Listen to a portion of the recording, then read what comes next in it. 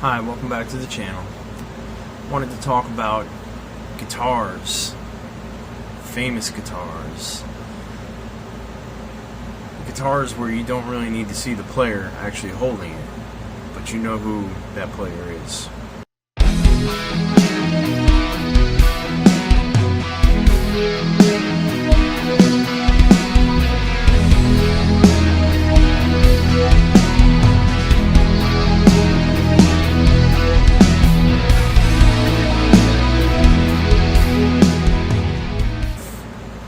The N4. If you say N4 in front of most rock playing guitarists, they will know that that is Nuno's. They will know that. If you say Frankenstein, they will know that that is Eddie Van Halen. They will know that.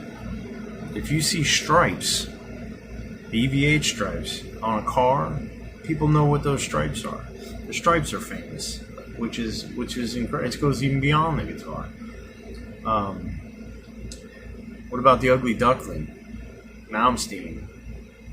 I think he called it the Ugly Duckling because he tried to scallop his own frets and he fucked it all up and it just looked like shit. So he says, well, it's an ugly duckling. I don't know the truth of the story, but per what I've seen, that's kind of what happened. Warren DeMartini, there's some guitars that he had that a few different ones that everybody kind of really likes. You can buy one, Charvel, and you can go on there and get one. Amazing, not cheap, but nevertheless, if you want something like one of your heroes had, you can go buy it, or you can have somebody make it for you, which is cool too. You got Lucille, B.B. King. You see Hendrix with the reversed guitar. It's just the reasons why they did that. They didn't have everything available to them when they were getting started. So they just took whatever they had. They weren't really like too snobbish about, it's got to be this or it's got to be that. They just used whatever they had.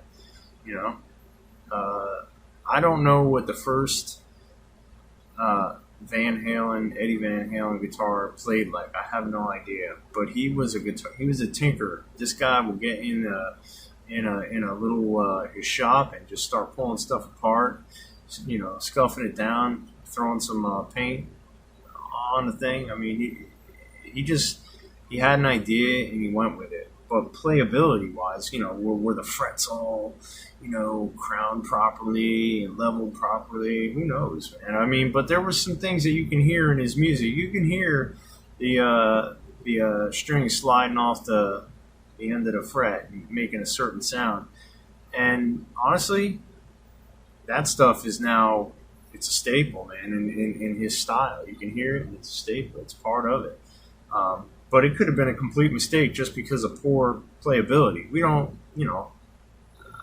I don't know that there's a video out there of him telling about that, why exactly that was. And you can make it intentional, but I hear the slip-ups in a lot of his playing where, you hear the string sliding off that high E. So, other guitar players, there's, the Bullseye guitar. I mean, you can even see some of Slash's Les Pauls, and you can see that, I think the original one was actually a copy of a copy, maybe. But I know it's a copy. It wasn't an original. So that's what the guitar was. Playability-wise, I don't know that any one of their guitars were like, these super playable guitars. Sometimes when you have your guitar and your fingers get in the grooves, you're digging in, you bend certain ways, you relax your arm a certain way, things wear down and they just kind of your arm, your hand just falls right into it. The neck, it's got this wear where your hand just gets right in the right spot because that's you. So you created that. And they loved it. Why take something that's working for you, you're creating your music on, and say, well, it's ugly, I need a new one. Um, a lot of times we see that, people have so much gear, too much gear, and too many guitars, and it's like I'm going to play them all, but they don't ever actually sit down and really dig into a musical vibe and create something. They kind of just, it's almost like it's cool to have a collection, but if you get stuck in the collection and you're not making music, but you want to make music, but you're just bouncing around between guitars and you're not really, you're not really feeling any connection with just one guitar or at least a couple, it messes up your creativity. You're not able to, zone in on that one thing. You're too busy thinking, oh, I got 50. Which guitar do I want to play this song with?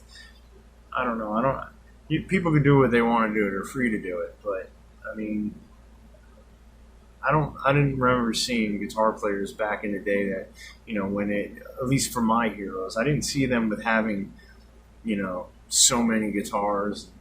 The LA guys, I mean, behind Charvel, whatever was thrown in the dumpster, they would grab it.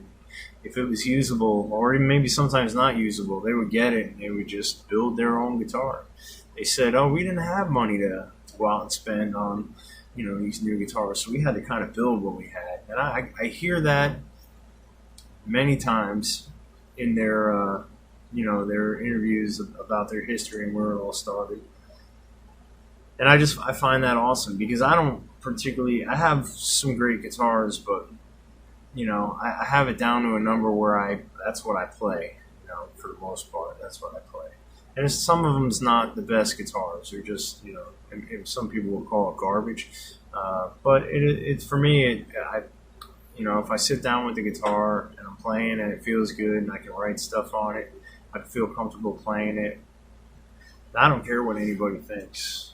I don't give a shit. They can be the gear snob and think that their stuff because they got $10,000 guitar. They can feel like that's the best. But I've gotten guitars for free that aren't the greatest, but they play good for me and I like them, and I could care less what the other guy got.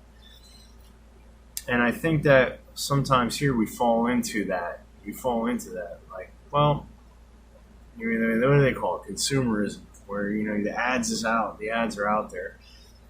But I'm hoping that this new, the rise of affordable guitars from China. I hope it kind of breaks that, because you don't have not that I see, you don't have any of the known guitar players out there pushing Chinese guitars. I don't see that. But as people become more,